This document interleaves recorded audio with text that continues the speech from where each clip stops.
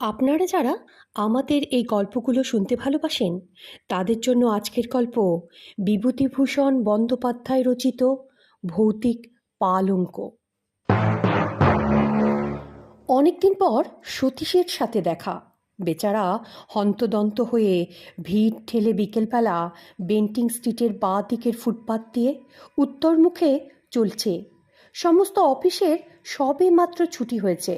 শীতকাল, আধো অন্ধকার আধো আলোয় পথ ছেয়েছিল। ক্লান্ত দেহে ছ্যাঁকড়া গাড়ির মতো ধীরে ধীরে পথ ভেদ করে চলছিলাম। সহসা সতীশের জামাটা চেপে ধরে চিৎকার করে উঠলাম, আরে সতীশ যে! সতীশ সবিস্ময়ে আমার পানে চেয়ে বলে উঠল, আরে খগেন, বাই গড, আমি তো তোকেই খুঁজছিলাম রে। আমি হাসতে হাসতে বললাম, আরে তার প্রমাণ তো আমার সামনে, এই যে এক্ষুনি আমাকে ধাক্কা দিয়ে চলে যাচ্ছিলি। আর একটু হলেই তো বুঝতেই পারতাম না যে এটা তুই। ভাগ্যিস আমি ডাকলাম। সতীশ বললে, আরে সরি রে, আমি না এখন বিশেষ ব্যস্ত, বুঝলি। আমি বললাম, সে তো বুঝতেই পারছি, তা কোথায় যাচ্ছিস শুনি। সতীশ খপ করে আমার হাতটা ধরে বললে, তোকেও আমার সঙ্গে যেতে হবে, বেশি দূর নয়, যাবার পথে সব বলবো। আমি বললাম, আরে আশ্চর্য। সতীশ বললে, না না, না বললে শুনবো না, জোর করে নিয়ে যাব।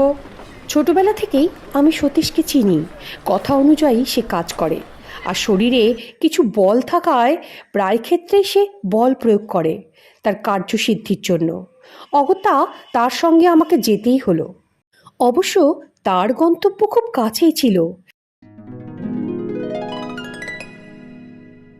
সে তার উদ্দেশ্যটা খুব সংক্ষেপে আমায় বলল।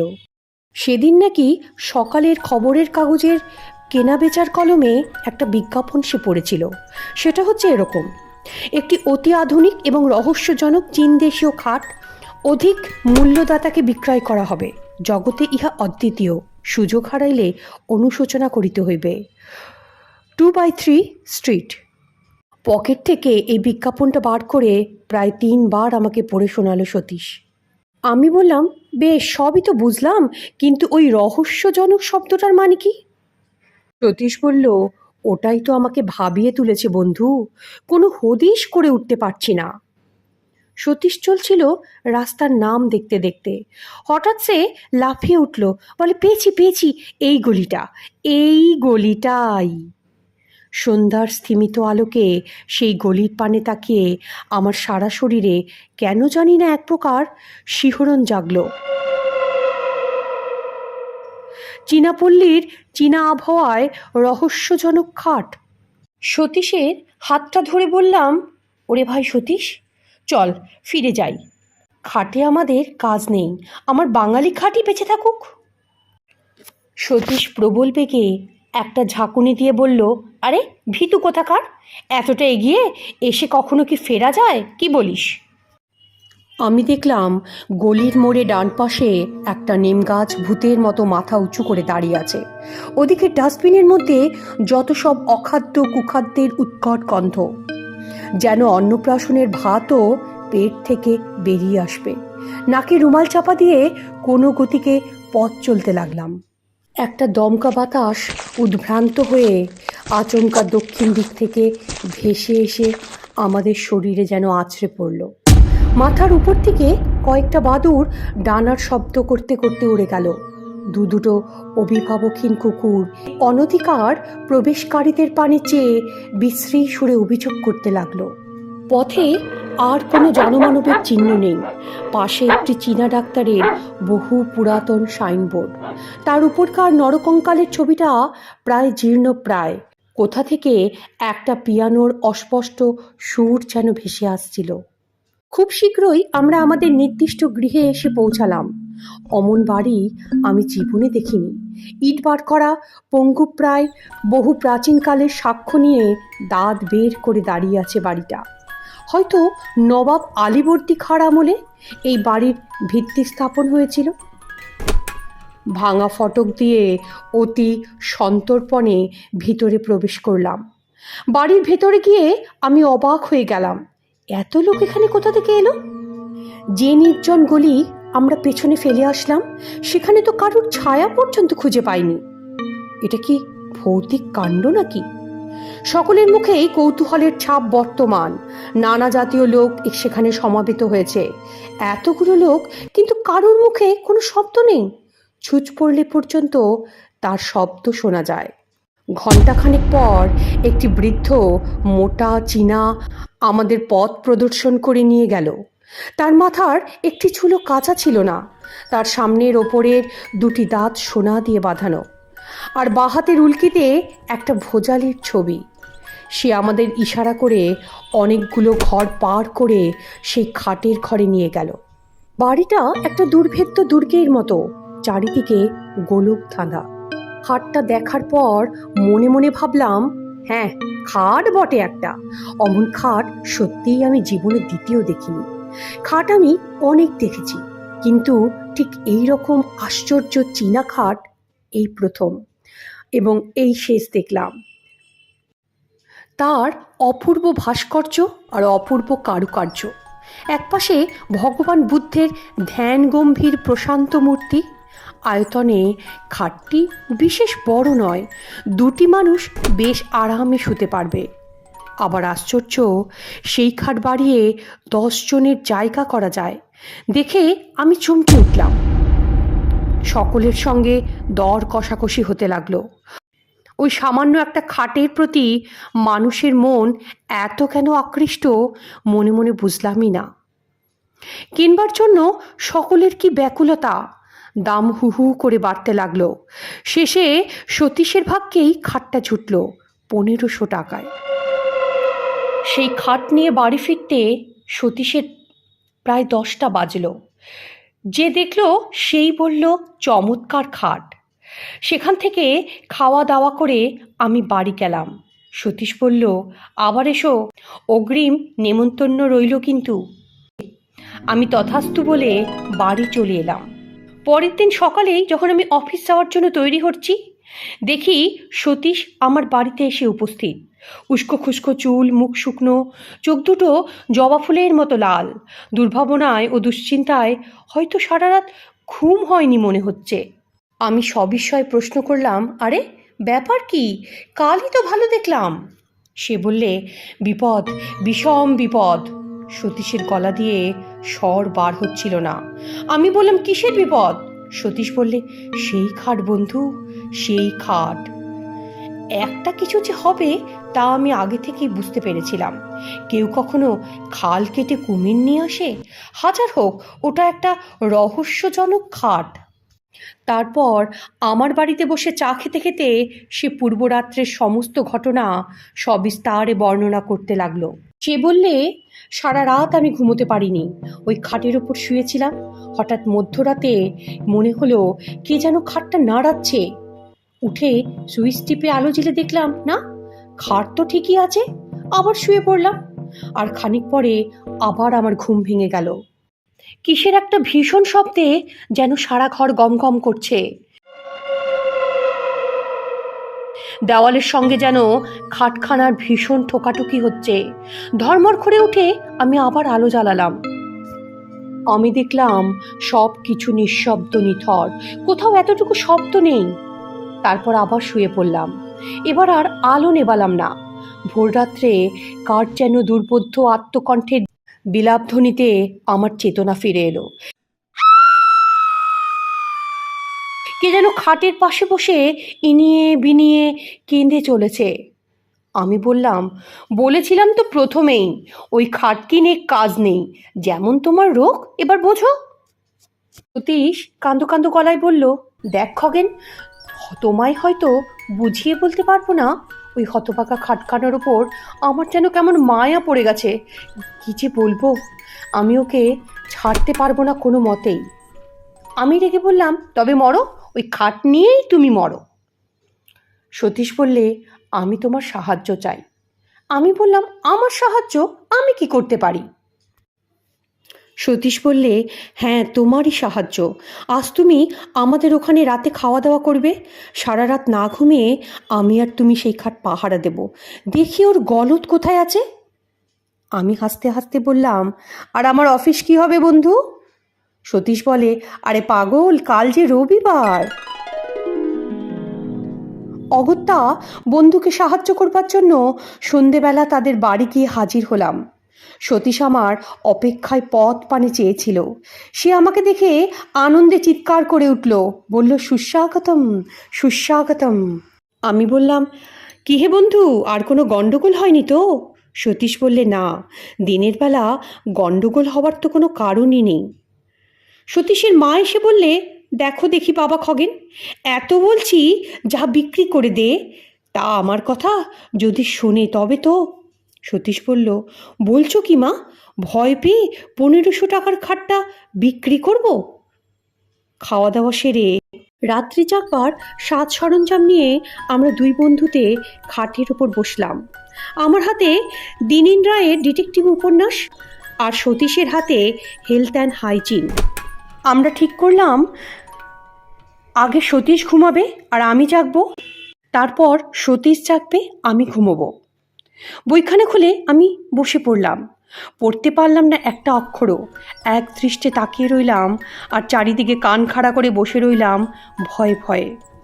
এতটুকু সত্ত্বে যেন চমকে উঠছি, ওই বুঝি অপদেবতা আমার গলা টিপে দিল। পাশে কারুর বাড়ির ঘড়িতে সুর করে 2টো বাজলো। হঠাৎ মনে হলো কে যেন বাইরের বারান্দায় হেঁটে চলে বেড়াচ্ছে। তার পদশব্দ বেশ স্পষ্ট।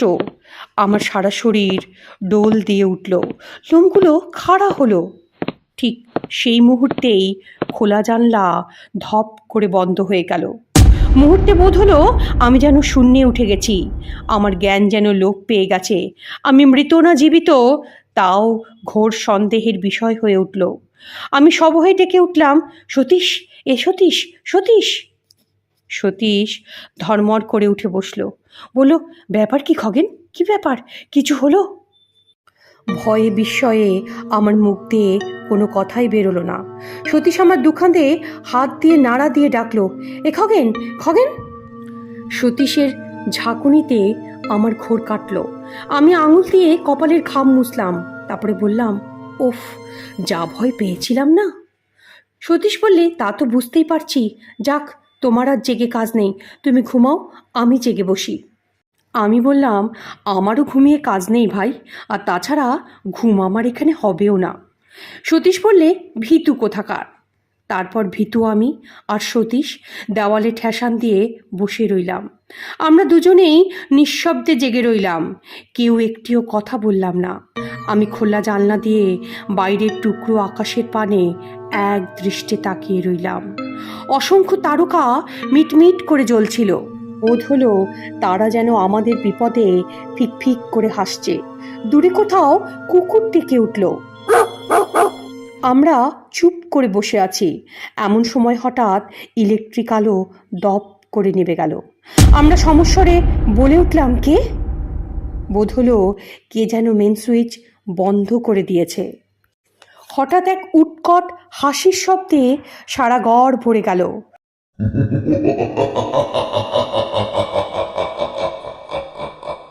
অমন হাসি আমি জীবনে কাউকে হাসতে দেখিনি। হাসি যেন আর শেষই হয় না। সে কি বিকট শব্দ! বোধ হলো কে যেন ঠিক দরজার কাছে হেসে খুন হচ্ছে। আমি শিউরে উঠলাম। সতীশ চট করে টর্চটা দরজার ওপর ফেলল। তাতে হিতে বিপরীত হলো। বোধ হলো কে যেন দরজার ঠিক বিপরীত দিকে জানলার ধারে বসে আর্তকণ্ঠে ইনিয়ে বিনিয়ে কেঁদে মরছে। তার কান্নার কোনো ভাষাই খুঁজে পেলাম না, কেবল একটা করুণ সুর সারা ঘরময় ঘুরে ঘুরে মরতে লাগলো। তারপর সে খাটের ওপর দিয়ে সেই বিলাপধ্বনি আর নড়ল না। তার কান্নায় যেন খাটটা ভিজে গেল। সেই অবদ্ধ ভাষায় সকরুণ বিলাপধ্বনি চিত্তে এমন এক অজ্ঞাত বেদনার সঞ্চার করল, যার ফলে আমাদের সমস্ত শক্তি যেন ক্রমে ক্রমে লোপ পেতে লাগলো। মনে হলো কে যেন ক্লোরোফর্ম দিয়ে আমাদের অজ্ঞান করে দিচ্ছে। আমরা যেন ধীরে ধীরে অচেতন হয়ে পড়ছি। সতীশের সাহস চিরকালই বেশি, তাই সে খাটের ওপর টর্চ ফেলে গর্জে উঠল, বলল, কে কে ওখানে? কিন্তু কিছুই দেখা গেল না, কেউ সাড়াও দিল না। সহসা সে খাটখানা ঘরময় দাপাদাপি শুরু করে দিল। মনে হলো অগণিত নরকঙ্কাল যেন তার চারিদিকে নৃত্য করছে।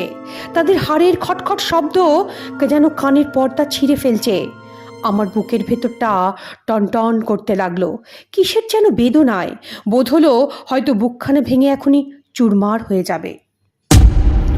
একটু একটু করে আমি জ্ঞান হারিয়ে ফেলছিলাম। তারপর কোথা দিয়ে যে কি হয়ে গেল তা বুঝতেই পারলাম না। বোধ হলো আমি যেন অনেক দূরে এক চীনা বাড়িতে গিয়ে হাজির হয়েছি। একটা ছোট্ট ঘরে তখন সেই গভীর রাতে টিমটিম করে দ্বীপ জ্বলছিল। ঘরের মেঝের ওপর একটা লোক মুমূর্ষু অবস্থায় পড়ে রয়েছে। একটা ছেঁড়া মাদুরের ওপর সে শুয়ে আছে। তার সেই রোগ পাণ্ডুর মুখখানা দেখে আমার দয়া হলো।